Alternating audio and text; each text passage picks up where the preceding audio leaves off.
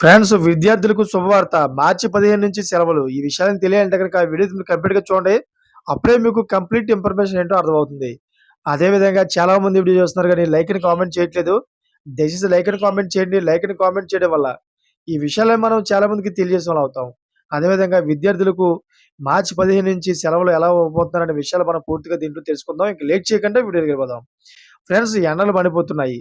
రోజు రోజుకు పగటి ఉష్ణోగ్రతలు పెరగడంతో పాటు తీవ్రమైన ఉక్కపోత ఉంటుంది. మరోవైపు వడగాల్పులు కూడా క్రమంగా పెరుగుతున్నాయి.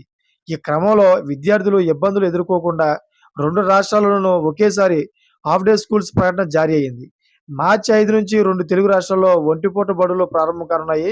అయితే వేసవి ప్రతాపం అధికంగా ఉండడంతో పగటి ఉష్ణోగ్రతలు పెరుగుతున్నాయి. సాధారణంగా కంటే 4, 5 డిగ్రీలు అధికంగా ఉష్ణోగ్రత నమోదవుతోంది.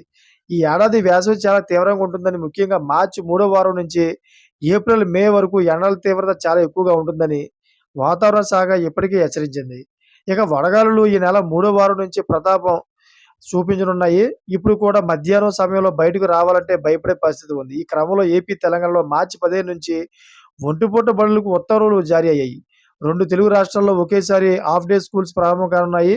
2 రాష్ట్రాల్లోని అన్ని primary, upper primary, high schools ఒక పూటే పనిచేయాల్సి ఉంటుంది. ఒంటిపూట బడుల ఆదేశాలు ప్రభుత్వం, ప్రైవేట్ స్కూల్స్ అన్నింటికి వర్తిస్తాయి.